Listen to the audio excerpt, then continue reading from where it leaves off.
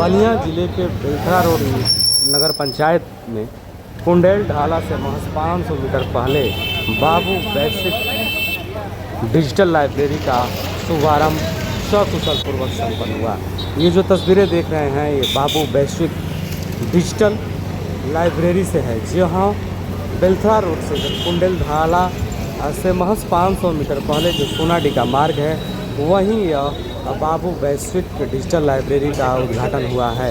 ये तस्वीरों में देखेंगे तो तमाम उसकी सुविधाएं लिखा गया है, जहां पर पीने के लिए पानी और प्रतिदिन न्यूज़पेपर की सुविधा मुफ्त हाई स्पीड तमाम इसके फैकल्टी हैं। तो ये बाबू वैश्विक डिजिटल लाइब्रेरी से सीधे तस्वीरें आप देख पा रहे हैं, जो कुंडेल ढाला से महज 500 मीटर पहले जब सोनाडी की तरफ आप बढ़ेंगे तो ये लाइब्रेरी का उद्घाटन हो चुका है।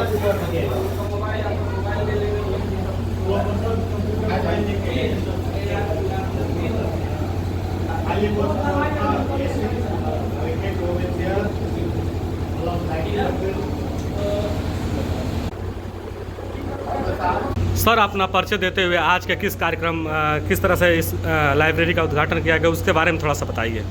सर, मेरा नाम श्रीराम प्रसाद है और मैं इस लाइब्रेरी के सलाहकार के रूप में, सलाहकार तो बहुत लोग हैं लेकिन उसमें हमारा भी एक नाम है। हालांकि कि इस लाइब्रेरी का मालिक है वैश्विक जी, ध्यान दिएगा। ये कार्यक्रम विशेष करके एक प्रयोजन के माध्यम से होता है, एक लोगों का किसी का हाथ नहीं होता किसी कार्यक्रम में। यदि बेहतर यदि अच्छे लोग सलाहकार के रूप में काम करते हैं तो मुझे नहीं लगता है कोई प्लान फेल होता, ठीक ना। हमारे जो सलाहकार के रूप में है, मैं आपको बताना चाहूँगा कि यह कार्यक्रम एक सुनियोजित तरीके से काम करता है, ठीक ना। हम लोग बात पहले से भी बताती है आपको, वही तरीका है हमारा। हम लोग चाहते हैं कि एक सहयोग, एक ऐसा सहयोग करें, एक ऐसा प्लेटफॉर्म तैयार करें जो गरीब, जो मुख्य धारा से दूर होता जा रहा है, जो दूर होता जा रहा है वह मुख्य धारा से जुड़े और अपने हक अधिकार के बारे में जाने।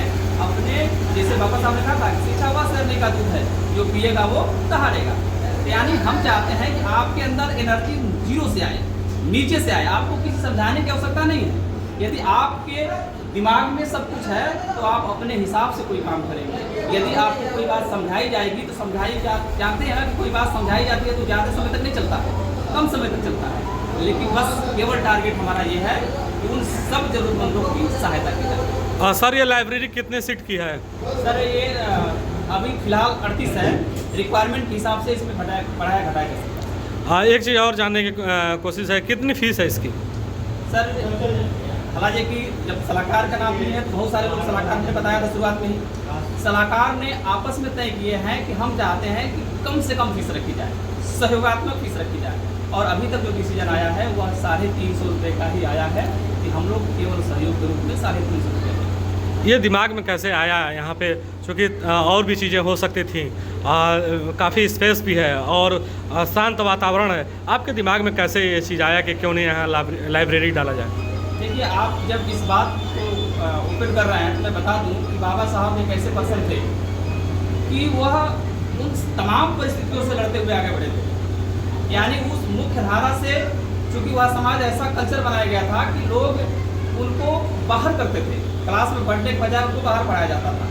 लेकिन उन्होंने क्या किया, उनके पिता ने कहा कि बेटा यही मौका है, आप पढ़ लिख करके अपने पूरी समाज का जो आक्षेप है, जो आपके ऊपर लांछन है, उसको दूर कर सकते हो।